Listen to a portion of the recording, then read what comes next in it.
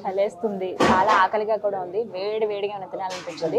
ప్రత్యేకించి ఇక్కడ అసలు ఫుడ్ ఎలా ఉంటుంది టేస్ట్ చేద్దామని అనుకున్నాను. అంటే మనకి నార్మల్గా దొరికేటువంటి సౌత్ ఇండియాలో దొరికేటువంటివి ఇక్కడ కూడా దొరుకుతాయా, ఫుడ్ డిషెస్ ఎలా ఉంటాయి, టేస్ట్ ఎలా ఉంటుంది, ఇవన్నీ ఒకసారి టేస్ట్ చేద్దాం, మీకు కూడా చెప్దామని అనుకున్నాను. ప్రస్తుతం నేనున్నది అయోధ్యలో, అంటే ఉత్తరప్రదేశ్లో. సో నేను ఆర్డర్ ఇచ్చేసాను, మీల్స్ చెప్పాను, ఎలా ఉంటుందో చూద్దాం. ఆల్రెడీ వచ్చేసింది. Yeah please bro, come on. Gautam Neurocare, brain stroke, migraine, fits, brain and spine surgeries की best neurosurgeon. Oh, wow. చూస్తుంటేనే కడుపు నిండిపోతాయి కొన్ని అలా అనిపిస్తుంది. ఇది పుల్కా, నేను అక్కడ స్టార్టింగ్ లో చూసాను, చక్కగా కాలుస్తూ ఉన్నారు. డైరెక్ట్ స్టవ్ మీద పెట్టేస్తారు కదా, కొంచెం ప్యాన్ మీద హీట్ చేసి. Very nice. స్పూన్ కూడా ఇచ్చారు. ఒకసారి ఏమి ఇచ్చారని మీకు చెప్తాను చూడండి. ఆనియన్స్, అలాగే క్యారెట్, గాజర్, మనకి గాజర్ హల్వా చేయడానికి ఉపయోగిస్తారే పెద్ద పెద్ద క్యారెట్స్, ఆనియన్, ఇది ఆలుగడ్డ, బఠానీ, మీల్ మేకర్ కర్రీ ఒకటి, అండ్ ఇది పప్పు, ఇది కూడా ఆలూ ఫ్రై, కొంచెం దగ్గరికి ఫ్రై లాగా చేశారు. సో వైట్ రైస్ ఇచ్చారు, ఇదనమాట. అండ్ ఇక్కడ ఇంకా స్పెషల్ ఏంటంటే ఒక రకం చట్నీ ఉంటుంది, పచ్చడి. ఊరగాయ అని మనం ఎలా అంటామో వీళ్ళు ఇక్కడ ఊరగాయ పెడతారు, కాకపోతే కొంచెం వెరైటీ, ఆవపిండి అలా ఏం వేయరు అనమాట. అందుకే కొంచెం డిఫరెంట్ టేస్ట్ ఉంటుంది. ఇదేంటో కొంచెం డిఫరెంట్గా అనిపిస్తుంది నాకు. ఇది మ్యాంగో కాదు, బట్ చూద్దాం. కూడా వేసుకున్నాను. ఓకే, ఇక లేట్ ఎందుకు, స్టార్ట్ చేద్దామా మరి. అయోధ్యలో ఆ రాముల వారి సన్నిధిలో మనం మీల్స్ టేస్ట్ చేయబోతున్నాం అనమాట. చపాతి, రామచంద్ర, ఇప్పుడు ఆలు బఠానీ కర్రీ.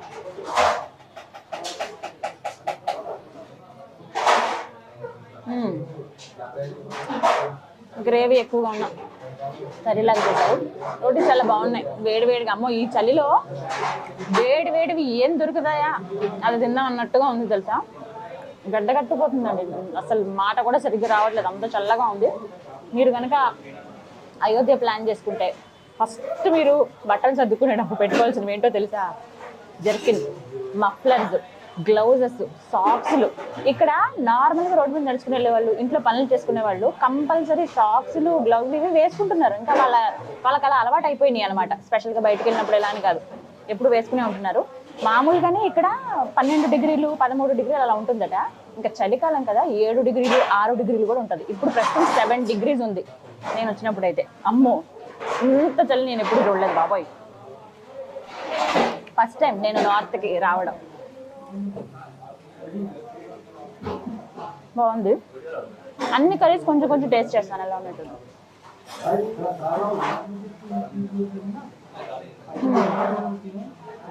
ఇది కొంచెం కొత్తిమీర కూడా వేశారు పప్పులో.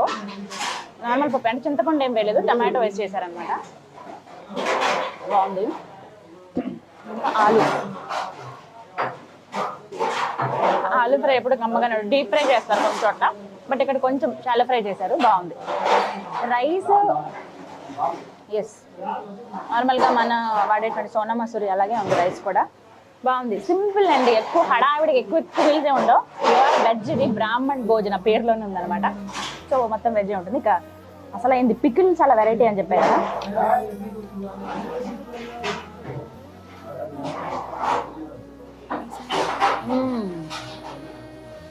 మొత్తం గ్రేవీగా జ్యూసీగా అనిపిస్తుంది. ఏంటంటే నిమ్మరసం అవన్నీ వేసి, పచ్చిమిర్చి, అలాగే కొంచెం పొడి, ఏమంటారు ఇది, ధనియాల పొడి, కొంచెం మిర్చి పొడి అన్నీ వేసి ఊరబెట్టేశారు. అలా బాగా ఊరి చాలా సాఫ్ట్ అయిపోయింది. చూసాను